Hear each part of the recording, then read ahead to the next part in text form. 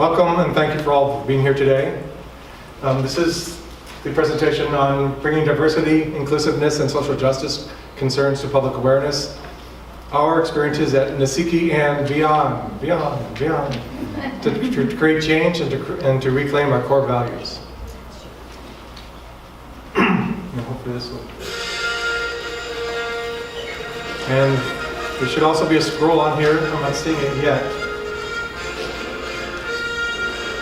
And if not, I'll just have to, everyone knows the story. In a galaxy far, far away, California, a band of rebels, CAPIC, in order to fight for inclusion, diversity, and social justice within the professional psychology training universe, traveled across the galaxy to Washington, D.C. to speak before the NACIQI hearing. And this is our story. And it's not coming up, so... What's NACIQI? Give me a second. Oh. And thank you. We plan on telling you that. It's a secret. No. It's all good. It's just a very good question. Audience member, anonymous audience member. Okay. So that's... So Not so much for the cross. we had a wonderful crawl from the old Star Wars that's it's not showing up. And it's technology. Okay. And now I have to figure out how to turn off. I've done that role before, but that's story further than time. so I don't. Okay, well, so much for So the cross. that's our intro. We want to start on a lighter note. I want to also be very clear that that was Hollywood, and in the real world, villains and heroes exist on some levels, but generally not in our profession. And there are people that are dedicated professionals that are trying to do 10 different things with not enough time to do 5 of them.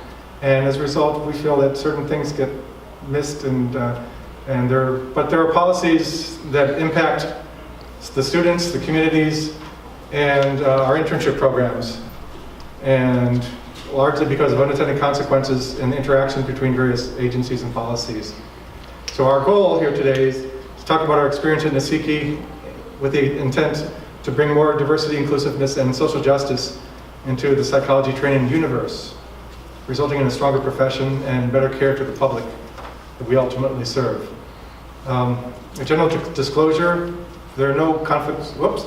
This is the group of just a few of the people that went to Fearless Warriors. Washington, D.C. last June. I forgot to put that in at the last minute, make it a little bit more interesting. And general disclosure, no conflicts of interest. I do need to say that I'm an executive director of CAPIC. I am the executive director of CAPIC. And a result, as a paid employee, I have an interest in seeing CAPIC promoted and its activities continued. Having said that, I think I have the ability to that it won't impair my judgment or my objectivity to address issues of social justice, inclusiveness, and diversity that will come up today. And if other panel members have own disclosures, they'll present them at that time. But I have the most only because of my paid position with CAPIC. And why are we here? Over the past few years, we've seen a marked decrease in participation by students at our internship programs and in our internship match. Go back. Oh, it went too far. Thank you. Okay. Thank you. I can probably see it from here. And we want to understand why this was happening, and as well as the impact of it, how significant is it. So we found 2 major factors. One is a decrease in enrollment, as well as the most significant factor, we believe, is the push by the APA accredited doctoral academic programs to increase their students that are placed at APA accredited internships. And if they're being placed at APA accredited internships, then they're not being placed at our internships. And this push has been, from our conversations with academic programs, has been because of perceived need by these schools to meet the 50% threshold rule that IRD 47B of the APA COA rules and regulations. And because if you fail to meet the 50% threshold, you are notified by APA COA and come under increased scrutiny, and no one wants to get on the bad side of APA COA. So much to the extent that we feel it's impacting larger issues. And this is particularly frustrating from our point of view because we don't see any clear evidence of a superiority of APA internships over our own in terms of training. And what this has done is this decrease in student participation in our match process and in our internships has impacted both the students, the profession, and the public. I'm only going to touch on them because other people will be talking more about these details. And I will answer your question about NACIQI in just a minute. The majority of our internships are community mental health sites, often county-run sites, which serve most often minority and underserved populations. And without sufficient students or interns, some of these programs have had to close and therefore decrease their ability to serve those populations, those communities. The other aspect is without students from diverse backgrounds, these communities are less well served. It's been well shown that having practitioners that match their populations results in better outcomes. Also regarding students, and we're very much concerned that these pressures are, students are being heavily pressured to go to APA internships rather than other ones that might be a better fit for them. And we think that the student needs to decide, with guidance from the school, but the student needs to decide what's the best for their own personal and career goals. And how did we get here? This is, a lot of this is background, it'll get much more interesting going forward with the other speakers. But we want to emphasize that we've been partners with APA, with COA, with APIC, and others. Half of our academic programs are APA accredited to schools. We work routinely with them on a number of training issues. We started the half-time training model that has been adopted nationally. We use it more than they do, but the fact is that they have adopted it. And so it shows, again, the collaboration that we've had in the past.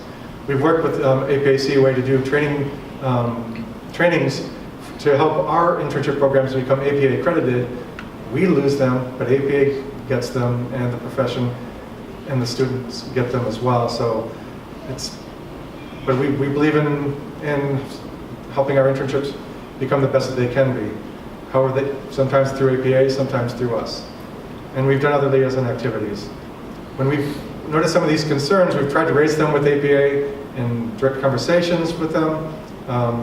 We've also used public comments to the IRGs, the implementing regulations, and similar venues, but it hasn't had any impact, significant impact. And so we finally said, what can we do next? Who's above APA and COA? And it's the Department of Education and the NACIQI. The NACIQI, to answer the earlier question, the National Advisory Committee on Institutional Quality and Integrity. You need it. And I need to update my slide. Thank you. Back, now you have to go back. Wow, this is really sensitive. Here we go. Thank you. National Advisory Committee on Institutional Quality and Integrity, NACIQI. It's the federal entity that oversees institutions that are recognized by the Board of Education. Benefits include the government stamp of approval, and in terms of federal recognition, in terms of federal funding, in terms of federal and student loans forgiveness programs. And just like APA internships in schools are periodically reviewed by APA COA, APA COA is also reviewed on a periodic basis by the NACIQI committee in DC. And that the hearing itself, the NACIQI hearing, is the one opportunity that the public has to provide input directly to Department of Education through this committee. They asked for written comments, which we did submit, and it's also posted on our website.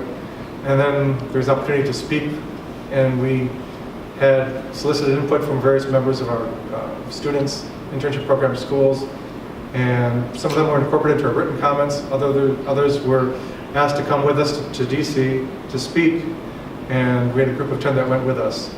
How does one learn about the scheduled procedures for NACIQI and the written comments? And the main document is the Federal Register that has all governmental hearings and notices. I have the website there. You can also contact their office directly, which is on their website. I should be noted that I did look at the APA and COA website to try to find this information. about when the hearing was going to be held, but it was never posted on their website to the best of my knowledge. So again, soliciting input from various members, groups. We both in our written comments and our comments, we raised issues that we had. We had concerns regarding overall pressures to reduce enrollment at schools where we have an increased need in the profession for more psychologists. We were seeing pressure to reduce enrollment. We see the IRD 47B rule, 50% threshold rule to place students at APA internships. And then another one was the APIC match rule, which says internships have to exclusively use the APIC match to find interns. And what are the different consequences, unintended or otherwise, of these different policies. And the other thing regarding these policies is the fact that some of it says APA, some of it is APA COA, which is the accreditation arm, some of it is APIC. They're all separate entities, they're all supposed to be independent and all, and they are on many levels, but there are consequences and interactions that aren't often seen that result, we feel, cumulatively of really impacting the profession, as I already mentioned. So what we did is we submitted we got input from our members, we submitted written comment, then we had 10 people who spoke, who went with us to DC, well 9 went. Dr. Tara Peer from IMCES didn't attend, but I spoke on her behalf. And we had 3 minutes to present. They then sometimes asked questions, sometimes didn't. And they deliberated, the committee talked amongst themselves and spoke with the representatives from APA COA who were there to respond to the issues that were raised that day. And I want to be careful with my time. I think I'm already running over. The other thing I want to go over is just some of these things are in the presentation that are online. I'm not going to go over them now because